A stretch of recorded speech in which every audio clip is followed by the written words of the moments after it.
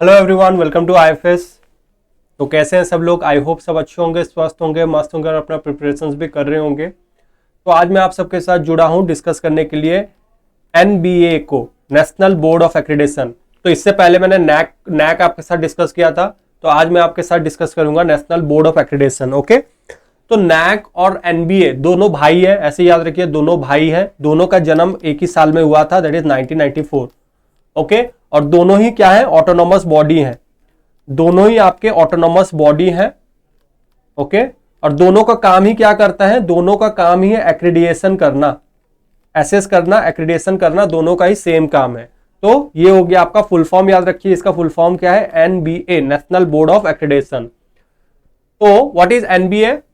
National board of accreditation. NBA का full form आपको याद रखना है, नेशनल बोर्ड ऑफ एक्रीडिएशन। आया कब था? सितंबर 1994 को आया था। सितंबर 1994 को आया था। किसके अंडर में आता है? ये एआईसीटी के अंडर में आता है, अंडर एआईसीटी। इसका फोकस क्या होता है? ये एसेस करता है, क्वालिटेटिव एसेस करता है, कॉम्पिटेंस, प्रोग्राम के कॉम्पिटेंस को चेक करता है, competence of the program. Okay, program के क्वालिटी, प्रोग्राम के कॉम्पिटेंस को चेक करता है। खास करके ये किसके ऊपर डील करता है?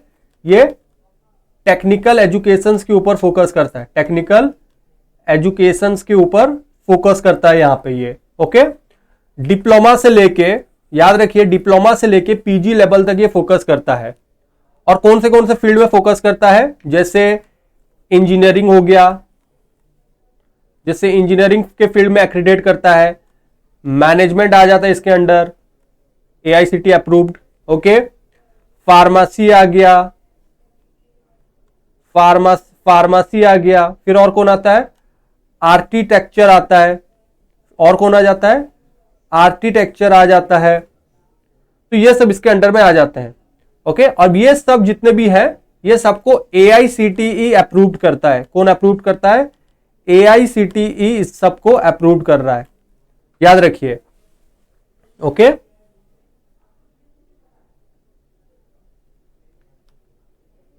पीईएमए से याद रख सकते हैं, पीईएमए, पेमा से याद रख सकते हैं। Pharmacy, engineering, management and architecture, ये सब एआईसीटी अप्रूव्ड, और ये सबको एनबीए एक्रीडेट करता है। कौन एक्रीडेट करता है? एनबीए एक्रीडेट करता है। चलिए आगे बढ़ते हैं।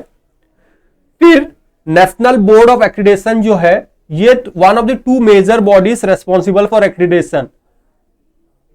टू मेजर बॉडीज मतलब किसके बारे में बात कर रहा है? एक तो एनबीए है ही है, उसके साथ साथ आपका नैक आता है।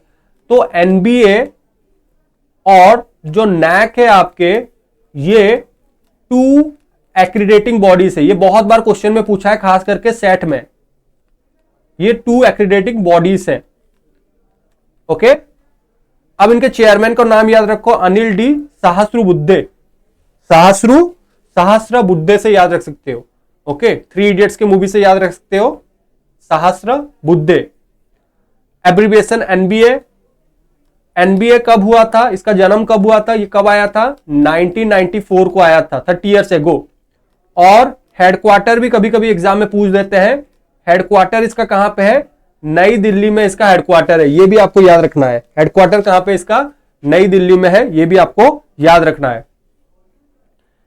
एनबीए सबसे पहले तो याद रखना है, ये क्या है? ऑटोनॉमस बॉडी है। ये क्या है? ये एक ऑटोनॉमस बॉडी है। ओके, एआईसीटी के अंडर आता है। इफेक्ट मतलब, इफेक्ट काम करना कब से शुरू किया था? इफेक्ट करना मतलब 7 जनवरी 2010 से ये काम करना शुरू किया था। ओके, चलिए आगे बढ़ते हैं। अब कौन से प्रोग्राम, ये इंपॉर्टेंट है, मोस्ट इंपॉर्टेंट है। यहां से आपको क्वेश्चंस पूछ लेंगे कि बताइए कौन से प्रोग्राम जो होते हैं जिनको एक्रीडेट किया करता है एनबीए, जिनको एनबीए एक्रीडेट करता है, ये आपको बताना है। तो जो एआईसीटी एक्ट पास हुआ था 1987 में, ये तो आपको याद ही होगा। एआईसीटी एक्ट कब पास हुआ था? 1987 में पास हुआ था। तो जितने भी आपके diploma, degree, post graduate programs, okay, ये सब डिसिप्लिन को कवर करता है और ये सब आते हैं किसके अंडर में? एनबीए के अंडर में आते हैं। ओके, किसके अंडर में आते हैं? एनबीए के अंडर में आते हैं।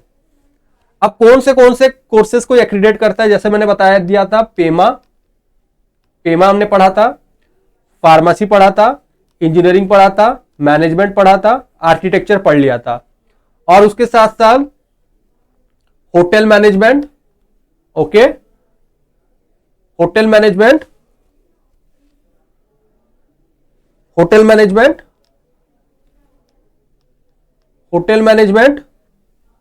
फिर उसके बाद आ जाता है आपका टाउन प्लानिंग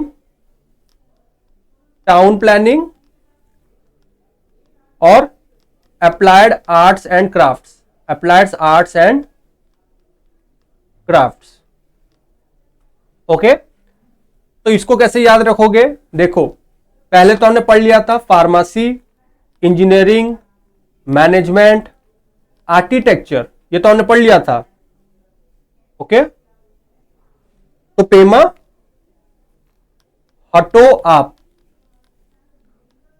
आप से याद रख सकते हो। ओके, पेमा हटो आप से आप ये याद रख सकते हो। ओके, होटल मैनेजमेंट, HO से होटल मैनेजमेंट हो गया, TO से टाउन हो गया, और आप से हो गया अप्लाइड आर्ट्स एंड क्राफ्ट्स। बस आपको निमोनिक्स याद रखना है, क्योंकि निमोनिक्स ही है जो कि एग्जाम में आपको याद आने चाहिए। क्लियर है? तो आपको पूछ देंगे कि बताइए कौन से प्रोग्राम है जिसको एक्रीडेट करता है NBA। अब ये भी बहुत इंपॉर्टेंट है, पूछ देंगे एग्जाम में कि बताइए ऑब्जेक्टिव्स क्या है एनबीए का। एनबीए का ऑब्जेक्टिव ये है कि सबसे पहले तो ये एसेस कर रहा है, उसके साथ साथ एक्रीडेट कर रहा है टेक्निकल एजुकेशन प्रोग्राम्स को। जितने भी भारत में टेक्निकल एजुकेशन प्रोग्राम है उनको एसेस करना, उनको एक्रीडेट करना। सबसे पहला पॉइंट आ गया आपके टेक्निकल एजुकेशन प्रोग्राम। क्लियर है? Standard and parameter for assessment and accreditation in line with the parameter down by the appropriate statutory regulation. फिर इसके साथ और काम क्या करता है? एसेस करता है एंड एक्रीडिएशंस करता है, असेसमेंट और एक्रीडिएशंस प्रोवाइड करता है। और क्या करता है? एक्सीलेंस के ऊपर फोकस होता है। ओके, एक्सीलेंस के ऊपर फोकस होता है, ये याद रखना है। क्वालिटी के ऊपर फोकस करता है, क्वालिटी कॉन्शियस, क्वालिटी के ऊपर फोकस करेगा। कहां पे? टेक्निकल एजुकेशंस में। टेक्निकल एजुकेशन सिस्टम और facilitator of human resources, quality benchmark set करेगा। देखिए कीवर्ड क्या है? एसेस करता है, एक्रीडेट करता है, क्वालिटी के ऊपर फोकस करता है, और किसको चेक करेगा? टेक्निकल एजुकेशंस के क्वालिटी को चेक करेगा, इवैल्यूएट करेगा। सेल्फ असेसमेंट करता है टेक्निकल इंस्टीट्यूशंस को सेल्फ असेसमेंट करता है। ओके, उनके बेसिस में गाइडलाइंस, नॉर्म्स और स्टैंडर्ड सेट करते हैं। Contribute to the domains of knowledge in quality parameters, उसके बेसिस में क्वालिटी पैरामीटर्स के ऊपर फोकस होता है, असेसमेंट करता है, और उसके साथ साथ इवैल्यूएट करने का भी कोशिश करता है। तो ये हो गए आपके objectives national board of accreditation के। क्लियर हुआ? ये पूरा का पूरा ऑब्जेक्टिव हो गया नेशनल बोर्ड ऑफ एक्रीडेशन के। चलिए, तो ये था आपका नेशनल बोर्ड ऑफ एक्रीडेशन, हमने पूरा का पूरा पढ़ लिया। अगर क्वेश्चंस आएगा तो इसी में से पूछे जाएंगे, इससे बाहर आपको क्वेश्चंस नहीं पूछेंगे। तो ये था हमारा डे नंबर 2। इससे पहले मैंने नैक बताया था, आज मैंने एनबीए बता लिया। तो जो भी मैं आपको यहां पे बता रहा हूं सेशंस को, उसको अच्छे से पढ़िए, ध्यान से पढ़िए, कॉपी में नोट डाउन कीजिए। ओके, ये छोटे छोटे कंसेप्ट बहुत ही काम आएंगे आपके एग्जाम पॉइंट ऑफ व्यू से। तो इसी तरीके से हम कंटिन्यूस बेसिस में पेपर 1 के छोटे छोटे कंसेप्ट को पढ़ते रहेंगे, और आपको क्या करना है? डेली बेसिस में क्लासेस को अटेंड करना है, देखते रहना है, और नोट्स भी बनाते रहना है। यस, और अगर आपने अभी तक IFS ऐप को डाउनलोड नहीं किया है तो जल्दी से जाइए IFS ऐप को डाउनलोड कीजिए, और उसके बाद आपको विजिट करना है www.ifsonline.com में, जहां पे आपको फ्री के बहुत सारे कंटेंट वहां पे मिल जाएंगे, PYQs, MCQs, मॉक टेस्ट मिल जाएंगे। और हमारा कल 21 जनवरी को एक ऑल इंडिया मॉक टेस्ट होने वाला है।